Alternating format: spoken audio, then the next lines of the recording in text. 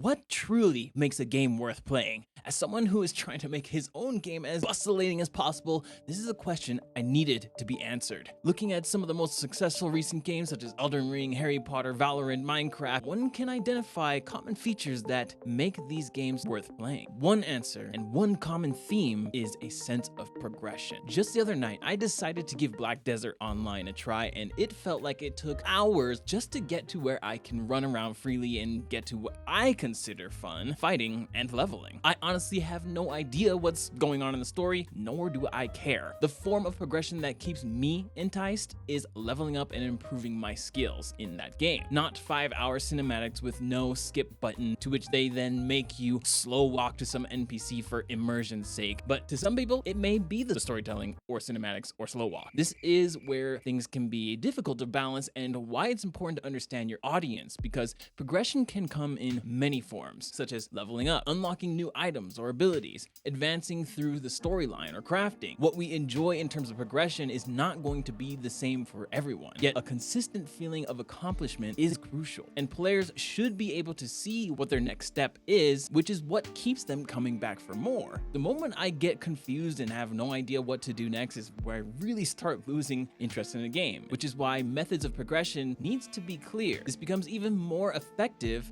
if the player isn't really forced to said progression, but instead leaves them with the option of how they want to experience progression for themselves. Clearly, if they have talents that they don't have, well, they need to go level to unlock those talents, so that's pretty obvious on what you need to do. If there's a certain gear set that you're looking to get just for looks or cosmetic sake, well, then you just need to find out where you get that set and then go proceed to get it. And of course, if you want to hear the story and just simply beat the game, then you follow the main quest line. But then, of course, another critical aspect is the gameplay itself. Apex very quickly rose to the top of the BR genre and is still holding that #1 spot, leaving the other big BR titles like Warzone in the dust. Now, why is that exactly? It's because of gameplay. A game should be fun and engaging with mechanics that are easy to understand but hard to master. You want there to be a low barrier of entry for new players so they aren't discouraged from the moment that they start playing and quit. Otherwise, you have a problem where it becomes too difficult for new players to join the game, and this is a really big problem you do not want to have because they are a huge necessity to maintain the growth of the game.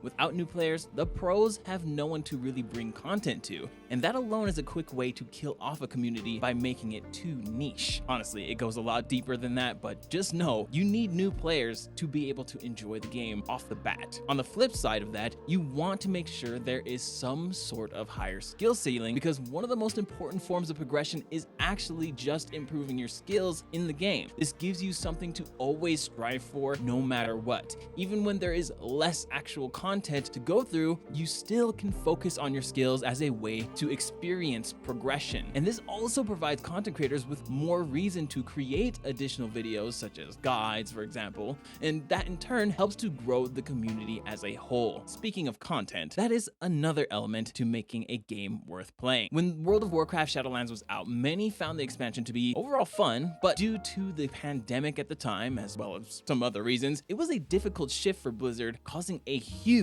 content drought, which in turn left players with what felt like nothing to do for an unbelievably long time, leaving a sour taste in the player base's mouth, which in turn caused a lot of people to leave. If there is no content in the game, what's the point of playing? No content means nothing to progress towards, which again really takes away the purpose of playing in the first place. That is, unless the content at hand is already extremely replayable as is. Many survival games are a good example of this because it's all user-generated content. The whole point of playing games is to escape reality, be in another world, and have new experiences, whether it's by yourself or with your friends. Oh my! Oh shit! Oh, it's full! It's hard to be immersed in something where there's no end goal, and those end goals are generally created by content. And again, this is why survival games such as Minecraft are so successful, especially Minecraft, because it has the ability to basically last forever. Why? Because the content is user generated. The dynamics of the game allow you to create your own content, meaning it essentially can last forever as you are not gated by the dev's ability to come out with more and more content on a frequent basis. You're not stuck waiting for them all the time. Now, I'm sure there is a ceiling to that, but compared to other games where you just have a set limited content like an RPG or something like that, well, once it ends, it ends. You're waiting until they release some type of DLC, or that's it. You played it and that's it. But of course, you don't have to have a constant stream of content to make the game worthwhile. But if you don't have a constant stream of content, you better make sure what you have is really fucking good. Now, since we are on the topic of user-generated content, that leads us to possibly the most important factor of all: